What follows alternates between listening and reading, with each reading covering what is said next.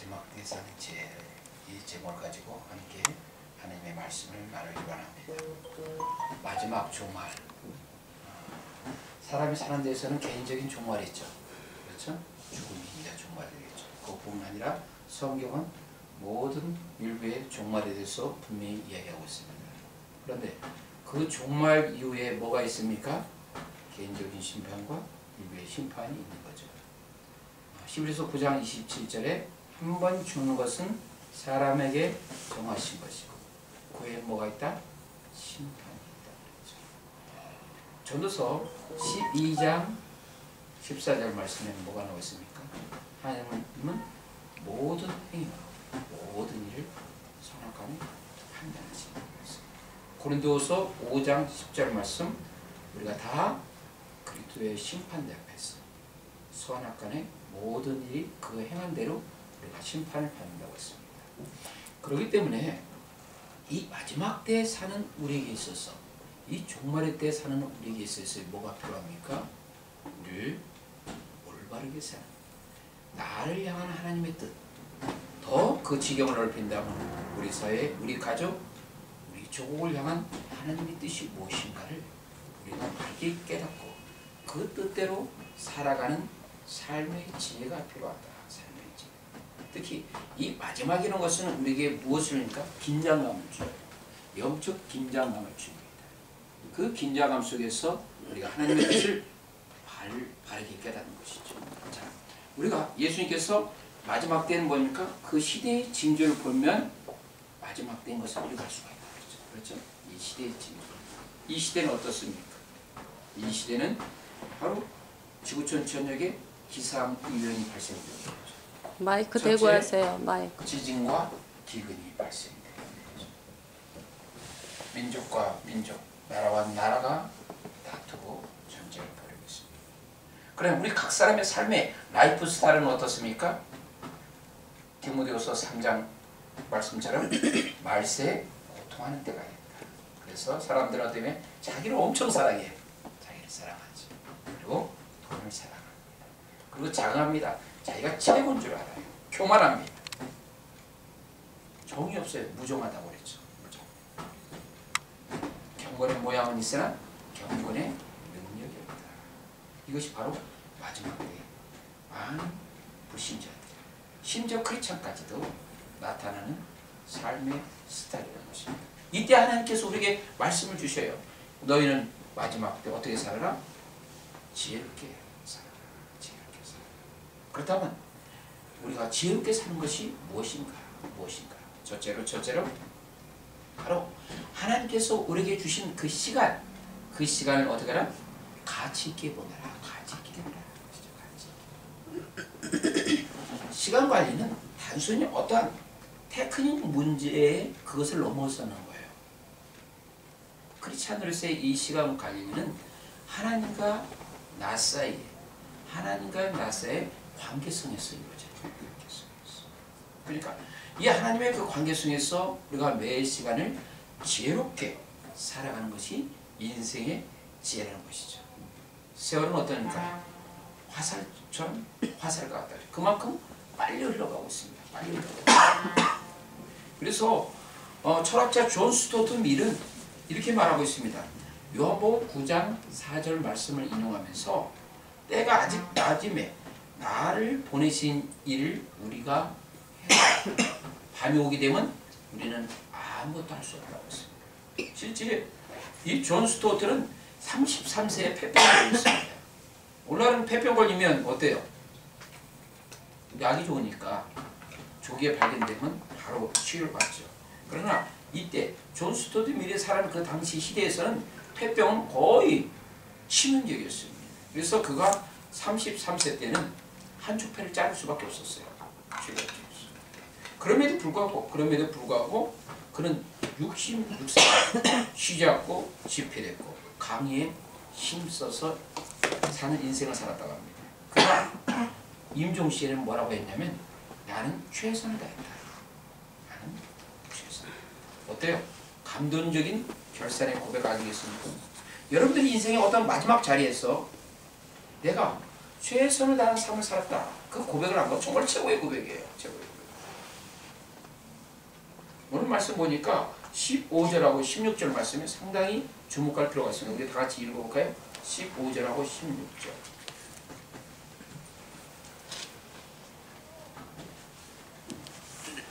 시작. 그런즉 너희가 어떻게 행할지를 자세히 주의하여 지 없는 자 같이 하지 말고 오직 지 있는 자 같이 하여 세월을 아끼라. 때가 악하니라. 특별히 우리가 주목할 단어가 두 가지가 있어요. 그것은 자세히, 또 하나는 뭡니까? 주의해라. 자세히 주의해라. 그것은 하나님께서 나에게 주신 시간을, 여러분 각자에게 주신, 하나님께서 주신 시간을 매우 조심스럽게 잘 손용해야 된다. 어떤 마음을 가지고? 긴박성을 가지라는 얘기죠. 긴박성. 그러니까 시간이 나중에 있으니까 그냥 자연스럽게 쓰는 것이 아니라 매 시간 사용하는 데 있어서 좀 긴박성을 가지라는 얘기죠. 긴박성. 그것은 여러분의 어떤 삶이 어떤 형식적인 혹은 율법적인 그런 스타일이 아니라 바로 하나님 앞에서 하나님의 존전 의식을 가지고 바로 긴박성을 가지고 영적 각성을 통해서 지혜롭게 살아가는 것이죠. 영적 통찰력을 갖고 가는 것이죠. 바로 나에게 주어지는 시간을 어떤 그것을 거기서 잡혀지는 기회, 그 기회를 잡고자 하는 노력, 애씀이 필요하다는 것이죠. 그런데 이 땅의 많은 사람들은 자기 주는 시간에 대해서 별로 관심이 없어요. 그것이 정말 하나님께 속한 것인가에 대해서도 관심이 없습니다. 그러다 보니까 어때요? 자기 시간을 제 멋대로 씁니다. 제 멋대로 쓰는 거죠. 낭비한다는 얘기죠. 낭비한다는 얘기죠. 자, 우리가 하나님과의 그 관계성에서 그것이 이탈되면 시간이 낭비되는 요소가 너무나 많이 발견됩니다. 이스라엘 백성들이 바로 애굽에서 종살이하고 나서 출애굽했습니다. 그래서 한 3개월 정도 거쳤을 때 마침내 가데스 바네아에 도착을 했죠. 거기서 주님께서 12명의 정탐꾼을 보내게 합니다. 그래서 가나안 전역을 40일 동안 정탐하게 됩니다. 그런데 10명은 어때요? 부정적인 네거티브에 대한 정탐을 하죠. 오직 여호수아와 갈렙만이 바른 보고합니다. 자, 이때 그 대다수 200만이 넘는 이스라엘 백성들은 누구한테 손을 들어줍니까? 부정적인 보고에 대해서. 왜? 가나안 정복, 그 당시에 가나안 정복은 사실 엄두가 나지 않고 못했거든요. 그러니까 부정적인 보고에 관심을 더 기울이고 있죠. 결국 그들은 어떻습니까? 그 40일 정탐 기간이 몇 년으로 연장됐습니까? 40년 동안 광야에서 허송세월을 보게 되죠. 시간이 낭비 아니에요? 하나님 말씀 붙들었으면 그들은 바로 3개월 지나서 가데스 바네아에서 가나안 정복길에 나갔습니다. 40년 동안 강에서 고생할 일이 뭐가 있어요? 그러나 어때요? 그들은 부정적인 생각.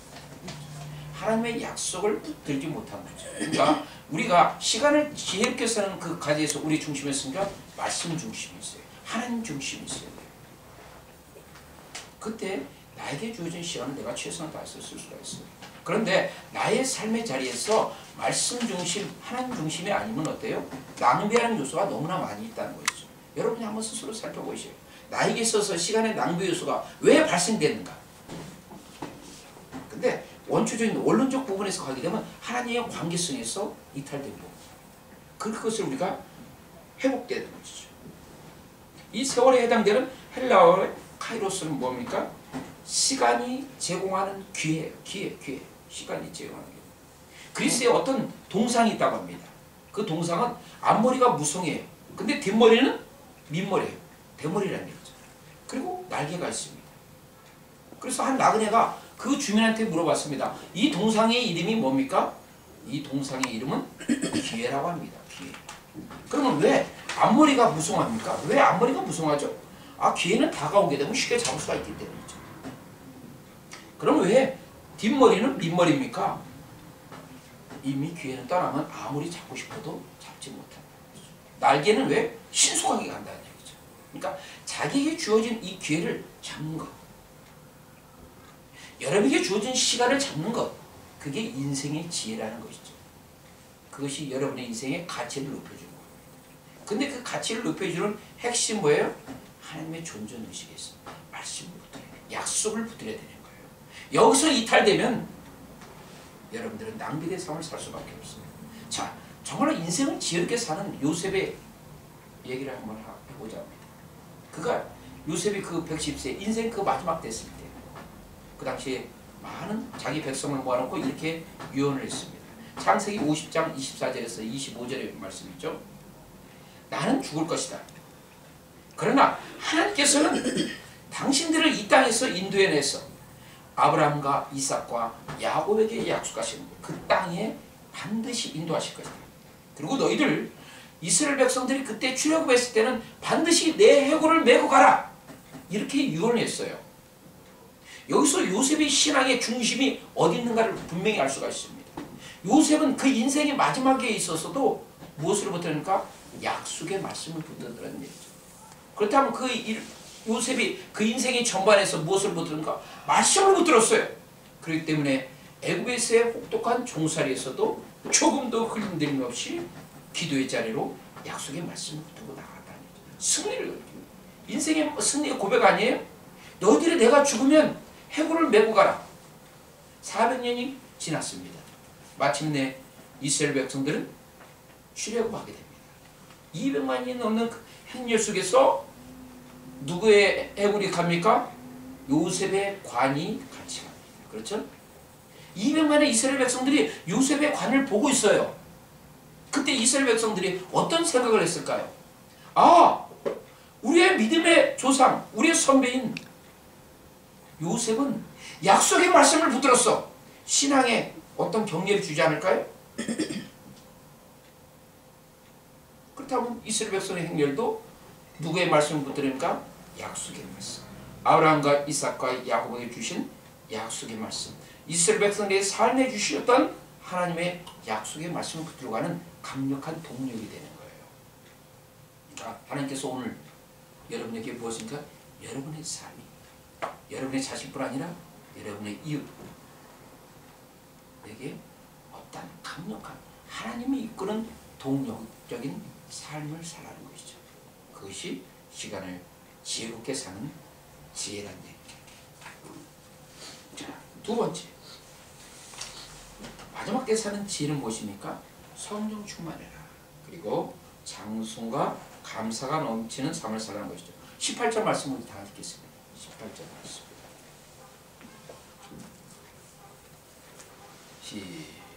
18절 말씀 시작.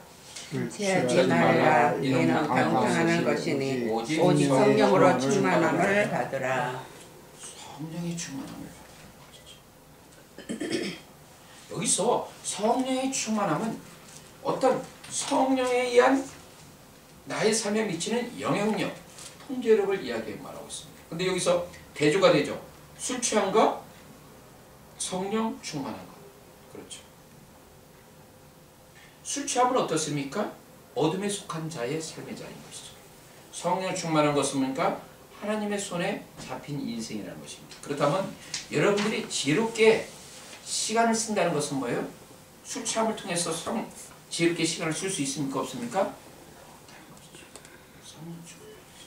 성령으로 가득 채우라는 얘기죠. 그겁니까? 성령에 대한 강력한 통제력이 여러분의 삶을 이끌도록 하는 거예요. 자, 우리가 예수를 주님으로 그리스도로 믿고 영접하면 바로 하나님의 자녀도 성령께서 우리를 인쳐주신 거죠. 에베소서 1장 13절에 너희들이 진리의 말씀, 구원의 복음을 듣고 바로 예수 그리스도를 믿어서 하나님의 자녀가 됐을 때 성령께서 인쳐주신다고 했어요. 그렇죠? 자, 우리가 분명히 알아야 됩니다. 성령께서 우리를 인쳐주신 것은 단회적인 사건이 한 번밖에 없습니다. 그렇죠? 성령께서 우리가 인쳐주신, 그걸 통해서 성령께서 우리에게 우리 안에 내주하신다. 내주하신다. 그러니까 로마서 8장에 보면 누구든지 그리스도의 영이 없으면 그리스도의 사람이 아니라고 했어요. 그렇죠? 그러니까 우리가 하나님의 백성이면 성령께서 우리에게 내주해서 영원토록 인도하시고, 근데 성령께서 우리에게 내주하실 때 우리의 삶을 오직 성령의 강력한 인도함을 받고 가야만이 여러분이 이 죄악된 세상에서 함몰되지 않고 무너지지 않고 지혜로운 삶을 살 수가 있다는 것이죠. 로마서 8장 1절에 그리스도 예수 안에 있는 자에겐 결코 정죄합니다. 이는 그리스도 안에 있는 생명의 성령의 법이 죄와 사망에서 너를 해방시킨다. 이 성령의 강력한 인도함을 받게 되면 뭡니까? 어떤 고백이 나오죠? 누가 우리를 그리스도의 사랑에서 끊으랴. 이 고백이 나타나요. 그러니까 성령의 충만함을 타면 예수의 사랑, 하나님의 사랑이 내 안에 그냥 가득 채워져요. 그렇게 되면 나의 삶이 주님 앞에 어쩌니 드리는 인생을 살게 되는 거죠. 그러면 사단이 아무리 우리를 흔들려고 해도 우리는 조금도 요독함이 없습니다. 사망이나 생명이나 천사들이나 권세들이나 어떤 존재들도 바로 우리에게 나타나는 그리스도의 사랑을 끊을 수가 없다는 거죠. 이 그리스도의 사랑을 우리가 갖고 이 땅에 살아가면 여러분의 삶이 하나님을 기쁘시게 하는 삶이요, 여러분의 삶이 의와 진리와 거룩함으로써 충만한 삶을 살 수가 있다. 아멘. 우리가 그리스도와 함께 살리심을 받았으면 무엇을 찾으라? 위의 것을 찾으라고 분명히 얘기하죠. 왜? 위의 것을 찾는 인생의 궁극적인 열매가 뭡니까? 예수께서 영광 중에 나타나실 때 너희들도 영광 가운데 나타난다고 했어요. 아멘.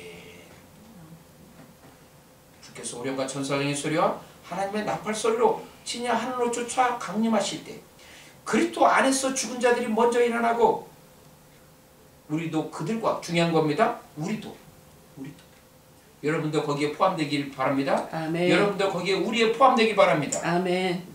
왜? 이것이 상당히 중요한 의미를 갖고 있어요. 마지막 때 예수님께서 이 땅에 다시 오셨을 때 이 성도들이 공중에서 들림받게 되면 그게 어마어마한 축복이에요. 왜 축복입니까? 그 이후, 그러니까 성도들이 들림받는 그 이후에 이 땅은 더 이상 소망이 있다 없다? 없다는 거예요. 어마어마한 환란이 나가고 있어요. 이 땅에서 아무 소망이 없어요. 들림받는 것밖에 소망이 없어요. 그래서 반드시 들림받아야 해요. 아멘. 그 들림받는 인생은 뭐입니까? 예수님을 주님으로, 예수님이 그리스도로서 내가 죄인인 것을 고백하는 인생. 성령의 인침을 받고 성령의 인도함을 받고 성령의 충만을 받는 인생이 들림받는 인생이에요. 그 인생이 뭐예요? 예수의 사랑이 나의 인생을 확 터뜨려버려요.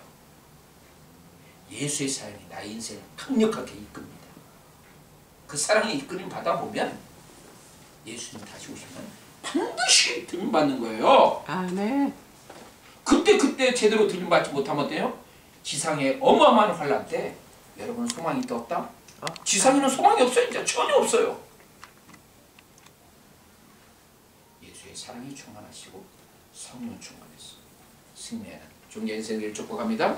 아멘. 자, 마지막 우리가 마지막 때 지혜롭게 살기 위해서는 어떻게 살아야 됩니까? 마지막 때 지혜롭게 삽니다. 그것은 바로 우리의 삶이 바로 축복의 통로가 됩니다. 하나님을 경외하는 삶이 됩니다. 누구를 경외해야 됩니까? 하나님. 여러분이 하나님을 경외하기 위해서는 여러분이 스스로 인생의 주인이 되어서는 안 돼요. 여러분 인생의 주인은 누가 되어야 됩니까? 예수님이 되셔야 돼요. 여러분의 인생의 통치자, 주권자는 누가 되어야 됩니까? 여러분 자신이 하면 예수님이 되어야 돼요. 1세기 당시에 로마 황제 숭배가 극심했을 때 로마 시민들이 지나갔을 때 이렇게 인사를 했답니다. 가이사가 주님이십니다. 가이사가 주님이십니다. 그러면 상대방이 뭐라고 해요? 네, 맞습니다. 가이사가 주님이십니다. 왜? 가이사가 신으로서 숭배를 했기 때문에. 그때 초대교회 성도들, 예수 믿는 사람은 어떻게 대답했을까요? 아닙니다. 아닙니다. 예수님이 주님이십니다. 아멘. 그들은 그들의 그 고백을 통해서 옥에 갇히기도 하고 그 고백 때문에 사나운 야수에서